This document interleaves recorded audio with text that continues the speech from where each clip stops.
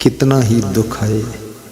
दुनिया का कोई दुख तुमको हिला ना सके, डिगा ना सके, और दुनिया का कोई सुख तुमको फुला ना सके, भुला ना सके। ध्यान देना, सुख में मनुष्य फूल जाता है, भूल जाता है, और दुख में मनुष्य हिल जाता है, डगमगा जाता है। कबीर कहते हैं हिमालय डिग जाए लेकिन तुम मत डिगना। और जिस चट्टान पर सिंह बैठ जाता है उस पत्थर की चट्टान को भी सिंहासन कहा जाता है। और याद रखना, सिंहासन पर भी अगर मच्छर बैठ जाए तो मच्छर को सिंह नहीं कहा जाता है, सिंह नहीं कहा जाता है। कुछ लोग जिस कुर्सी पर बैठते हैं उनकी शोभा बढ़ जाती है जब तक वे कुर्सी पर बैठे, चाहे सीएम की कुर्सी हो या पीएम की कुर्सी हो या कलेक्टर की कुर्सी हो। लेकिन जब वे कुर्सी से उतरते हैं उनकी शोभा खत्म हो, क्योंकि कुर्सी के कारण उनकी शोभा बनी थी। और कुछ लोग ऐसे हैं जिस कुर्सी पर बैठते हैं उस कुर्सी की शोभा बढ़ जाती है। लोग कहते हैं ये आदमी इस कुर्सी के लायक था, अब बहुत वर्षों के बाद इस आदमी को इस कुर्सी पर बिठाया गया है, ये कुर्सी धन्य हो गई है, ये गद्दी धन्य हो गई है। कुछ महात्मा किसी आश्रम की, किसी मठ की गद्दी पर बैठ जाते हैं, उनके बैठते ही गद्दी भी रद्दी हो जाती है और वो महात्मा की पूरी भद्दी हो जाती है, क्योंकि नाम तो महात्मा है, काम कोई महात्मा का है नहीं। ऐसी फूहड़ गाली बकता है महात्मा होकर, सुनने वाले शर्मा जाते हैं, लेकिन बेशर्म महात्मा गाली दे रहा है। संत के मुख से गाली बहुत बड़ा अपराध है। याद रखना, गाली तुम्हारी वाणी के तेज को कम कर देती है, निंदा तुम्हारी वाणी के प्रभाव को कम कर देती है। दूसरों की हर समय टीका टिप्पणी, आलोचना करना, बुराई करते रहना, याद रखना एक दिन तुम स्वयं बुरे हो जाओगे। और निंदा लोग करते क्यों हैं? क्योंकि जिस ऊंचाई पर लोग स्वयं पहुंचना चाहते थे उस ऊंचाई पर कोई दूसरा पहुंच गया, अब वो बर्दाश्त नहीं हो रहा है तो निंदा करके अपने दिल को तसल्ली दे रहे हैं, इसलिए निंदा करते। कोई किसी की निंदा करता है उसको सच मत मान लेना, थोड़ा उसके पीछे गौर करना कि मैटर क्या है, पूरी कहानी क्या है। उसके पीछे कहानी यही है कि निंदक वहीं के वहीं खड़े हैं, जिनकी निंदा कर रहे हैं उनसे पीछे थे और आगे पहुंच गए हैं, इसलिए उनको निंदा करके तसल्ली करना पड़ता है। और निंदा करने से आपके विकास की गति भी कम हो जाती है। असक्तास तत्पदम ततो निंदाम प्रकुर्वते। चाणक्य कहते हैं दूसरों की निंदा करने वाले लोगों की शक्तियां ह्रास हो जाती है, उनका स्वयं का विकास भी रुकता है। तो राम में नम्रता बहुत थी और मैंने धैर्य की बात कही, धैर्य तुम्हारा मित्र है। 10 धर्म के लक्षण जब मनु जी ने वर्णन किया, धृति क्षमा दमो अस्तेयम शौचम इंद्रिय निग्रह धी विद्या सत्यम क्रोधो 10 कम धर्म लक्षण। 10 धर्म के लक्षणों में पहला लक्षण धैर्य को कहा है, क्योंकि धैर्य के टूटते ही सारा सिस्टम फेल हो जाता है। इसलिए धैर्य को रामायण कहती है धैर्य तुम्हारा मित्र है। धैर्य की परीक्षा आपत्ति में ही होती है, पत्नी की परीक्षा विपत्ति में होती है, मित्र की परीक्षा संकट में होती है, और धर्म तुम्हारे धर्म की परीक्षा भी तुम्हारे कष्ट में होती है। जब डॉक्टर बोल दे कि अंडा खाओ नहीं तो बचोगे नहीं, तभी तुम अंडा न खाओ, अब हरी पालक की सब्जी खाकर मुस्कुराओ कि मरना तो एक बार है, क्यों मौत से डरे, और डॉक्टर कुछ भी कहे पर अंडा न खाया करे। डॉक्टर। उत्तर प्रदेश में एक भक्त से डॉक्टर ने कहा अंडा खाओगे तो ही बचोगे। तो भक्त बड़ा तार्किक था, उसने कहा डॉक्टर साहब आपके दादा दादी अभी हैं कि नहीं? बोले नहीं। क्या हुए? तीर्थ गए? बोले नहीं, मर गए। बोले अंडा उनको नहीं खिलाया आपने? उनको खिला देते अंडा, पूरी मुर्गी खिला दो। अरे पूरी मुर्गी खा लो, पूरा अंडा खा लो, बकरी खा लो, बकरा खा लो, गाय भैंसा खा लो, मच्छर खा लो, बचने वाले नहीं हैं आप, चाहे जो कुछ खा लो, क्योंकि ये मृत लोक है, यहाँ कोई अमर होता ही नहीं।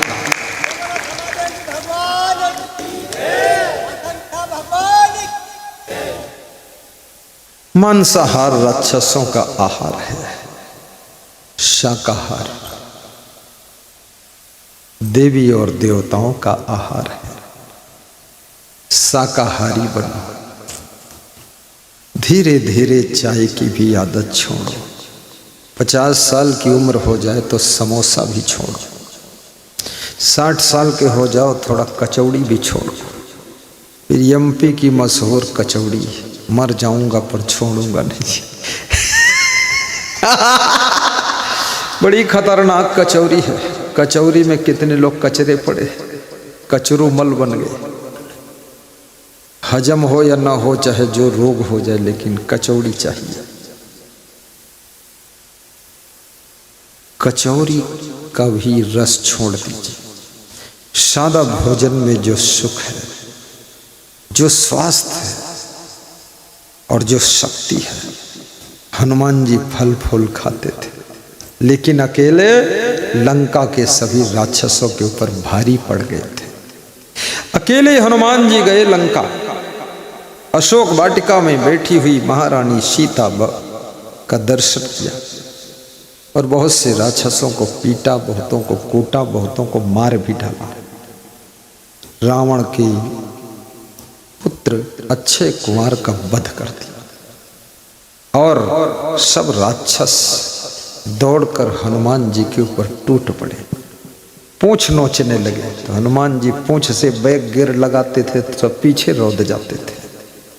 पूरा उखाड़ उखाड़ कर पेड़ फेंकते थे राक्षसों के ऊपर।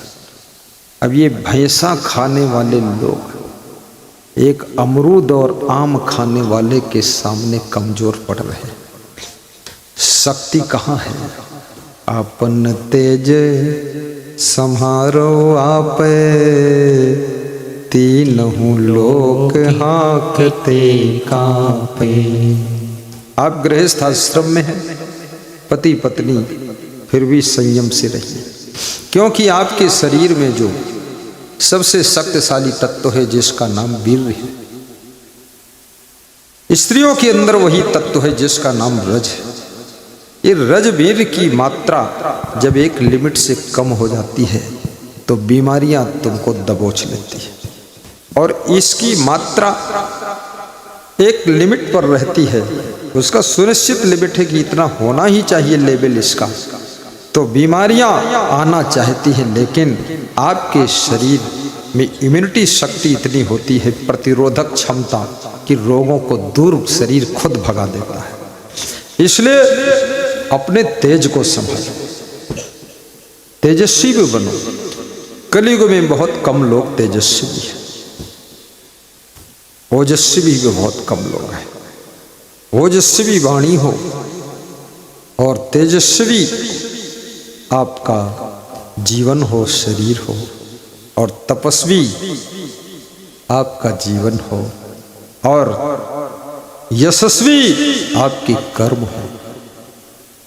ओजस्वी वाणी दूसरों को इंप्रेस कर देती है। अगर राजनीति आप करना चाहते हैं तो सबसे पहले आपके अंदर विनम्रता होना चाहिए। नंबर 2, आपकी वाणी में मधुरता होना चाहिए।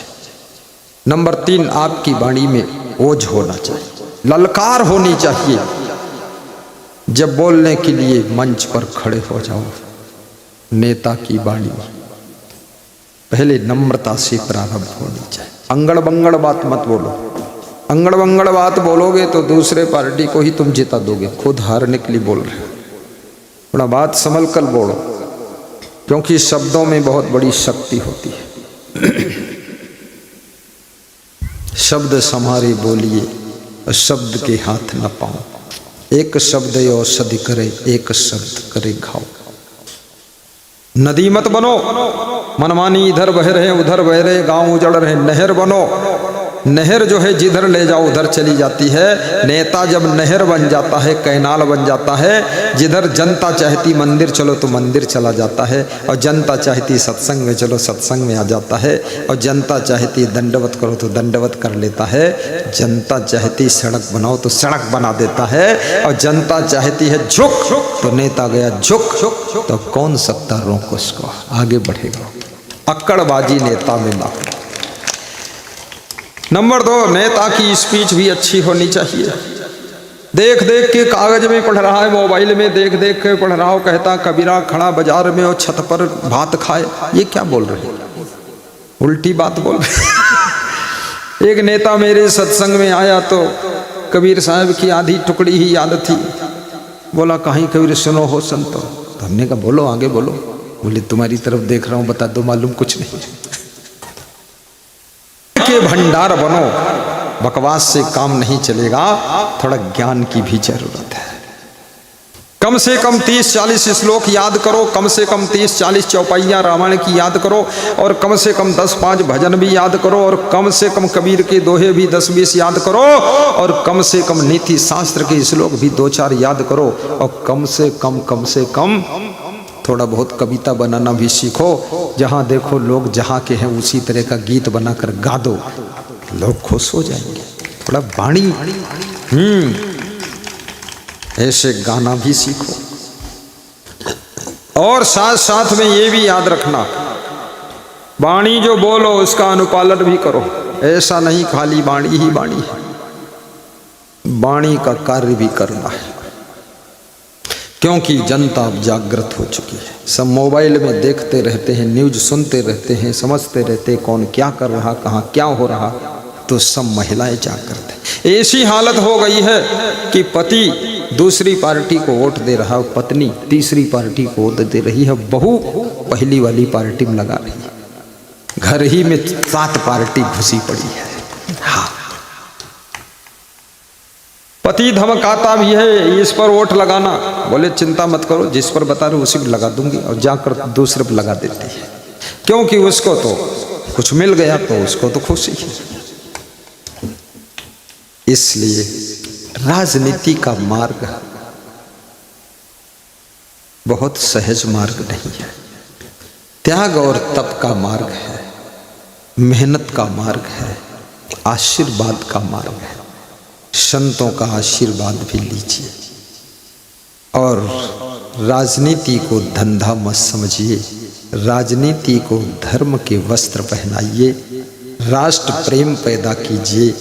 राष्ट्र देवता है और राजनीति एक मंदिर है, और राजनेता उसका पुजारी है। राष्ट्र देवता की पूजा करने के लिए राजनीति के मंदिर में प्रवेश करिए, वहाँ देश को लूटने के लिए मंदिर में मत प्रवेश करिए। अरबों की संपत्ति बनाकर विदेशों में खूब होटल खोलो और यहाँ से लूट के ले जाओ। अरे धूर्तों, यहीं होटल खोलो तो कम से कम हमारे यहाँ के 200-400 लोग नौकरी ही कर ले। लेकिन ये चोट्टा यहाँ इसलिए होटल नहीं खोल रहा कि सब जान जाएंगे तो आगे वोट नहीं देंगे, तो ये चोर दूसरे देश में होटल खोलता है और विदेशी लोग नौकरी पाते हैं। देश को लूट लिया और विदेश में जाकर होटल खोल दिया। ऐसे चोट्टों को वोट देने की ज़रूरत भी नहीं है। वोट तो उनको मिलना चाहिए, किनको मिलना चाहिए, जिनको तुम देते हो उन्हीं को मिलना चाहिए। मैं क्या जानूँ तुम किसको देते हो, क्योंकि मैं तो और जिसके देते हो उसी सरकार बनी है, और किसको देते हो, दिया नहीं तो बनी कैसे है। अभी मेरे पास में एक भक्त आया, जगदीश भाई नाम है, शिक्षक है, इसी में बैठे होंगे कहीं जगदीश साहब। कहाँ? ये प्रिंसिपल है, ये डांस बहुत करते हैं, देवास जिले से आए हैं, लक्ष्मीपुरा गांव है। सबसे पहले मेरा प्रवचन कराया था। ये भूल जाते हैं मैं प्रिंसिपल हूँ, नाचूं कि न नाचूं, ये नाचने लग जाते हैं। सब माला पहन रहे, निकाल रहे हैं, ये हो रहा। उनको मान सम्मान से कोई मतलब नहीं। गुरु के दीवाने भक्त हैं। जगदीश माट साहब मेरे से बता रहे थे, आपकी भक्ति करते करते मेरा लड़का इंटरमीडिएट में फर्स्ट पास हुआ है। फर्स्ट। तो हमने कहा फर्स्ट आया तो क्या हुआ? बोले मुख्यमंत्री जी ने एक स्कूटी उसको इनाम में दिया है। तो हमने कहा गजब है, आपकी फर्स्ट से ऊपर नंबर आ जाए और ये मोहन यादव सीएम जो है उसको एक ट्रैक्टर इनाम में देते हैं। बहुत बढ़िया। हाँ, घर में खेती शुरू हो जाए। इनाम का कोई महत्व नहीं, लेकिन इनाम क्या करता है आप समझते हो? आपको 2 रुपया कोई पुरस्कार दे दे, आपका मनोबल बढ़ जाता है। बस इनाम इतना ही काम करता है कि आपके मनोउत्साह को बढ़ा देता है। इसलिए कई गार्जियन भी अपने बेटे से कहते हैं, अब की बार तो अगर फर्स्ट आ गया तुझे मैं स्कूटी दूंगा। कहते नहीं कहते?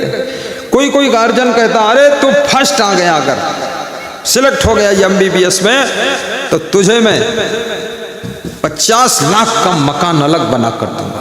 मकान के लालच में ही वो पढ़ाई शुरू कर देता और फर्स्ट आ जाता है। बाप ने कहा था 50 लाख का मकान बनाकर अलग दूंगा और वो खुद ही MBBS MD डॉक्टर बन गया। वो स्वयं 2 करोड़ का मकान बनाकर खड़ा करता है। बाप मुस्कराता है। बाप कहता मेरे पास है नहीं तो क्या दूं, तो खुद ही बना ले, फर्स्ट हो गया। अपने बच्चों का भी मनोबल बढ़ाइए, बहुओं का भी मनोबल बढ़ाइए, अपनी पत्नी का भी थोड़ा मनोबल बढ़ाइए। और आलस्य कभी मत करना। आलस्य मनुष्य का सबसे निकटवर्ती और सबसे बड़ा शत्रु है। टाइम का भी ध्यान रखना।